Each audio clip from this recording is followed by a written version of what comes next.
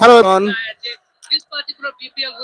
Fortune Borishal and Chittagong এর live match চলছে আজকে ফাইনাল। আমাদের দেখাচ্ছে আমাদের উপদেষ্টা আসিফ মাহবুবকে।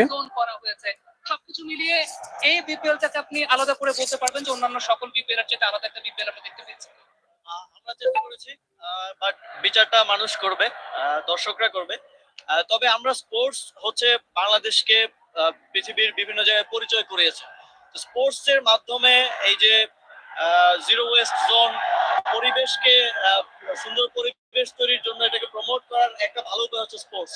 সো স্পোর্টস একটা গুড এনভায়রনমেন্ট প্রতিষ্ঠার জন্য অ্যাম্বাসেডর হিসেবে কাজ করতে পারে। তো সেই জন্য আমরা এই আইডিয়াগুলো এবার বিপিএল এ ইনকর্পোরেট করেছি এবং সামনের দিনগুলোতে আরো আমরা চেষ্টা করব স্পোর্টস এর মাধ্যমে কিভাবে সোসাইটির মধ্যে যে গুড প্র্যাকটিস গুলো ভিডিওটি ভালো লাগলে বেশি বেশি শেয়ার করবেন, আপনারা খেলাটা উপভোগ করেন। সেটা আমরা চেষ্টা করব। আমি বরিশালের সাপোর্টার, আপনি কোন দলের সাপোর্টার? আপনি চিটাগাং বা অন্য দেশে অন্য যে কোনো দলের হয়ে থাকলে অবশ্যই কমেন্ট করে কমেন্ট বক্সে জানাবেন।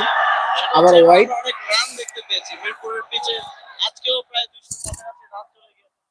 এটা দর্শকদের জন্য একজন দর্শক হিসেবে আমার মনে হয় যে খুব এনজয়েবল, এন্ড আমি বিশ্বাস করি আগামী দিনগুলোতে আমরা আরো ভালোভাবে বিপিএল আয়োজন করব। Thank you very much, sir. Right now, we also have Honorable President of Bangladesh Cricket Board, Mr. Farooq Ahmed.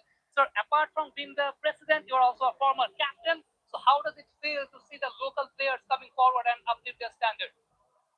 এটা খুব বিরাট একটা ব্যাপার হয়েছে। আপনারা জানেন আমাদের এই সময়ে বিভিন্ন দেশের 2-3টা ফ্র্যাঞ্চাইজি টুর্নামেন্ট হচ্ছে। এটা বলবো ব্লেসিং ইন দিস গাইস। আমরা এবার বেশি ফরেন প্লেয়ার পাই নাই, আইএসসি 20 হচ্ছে, বাট এটা কিন্তু একটা বিরাট অপরচুনিটি এসছে আমাদের লোকাল 4 হয়েছে 6 হয়েছে টুর্নামেন্টে। এন্ড আমার মনে হয় তারা ফিয়ারলেস ক্রিকেট খেলতে পেরেছে এবং আপনি দেখবেন 5টা টপ ব্যাটসম্যানের মধ্যে 4 জনই বাংলাদেশি। আবার বোলিংও দেখবেন আপনি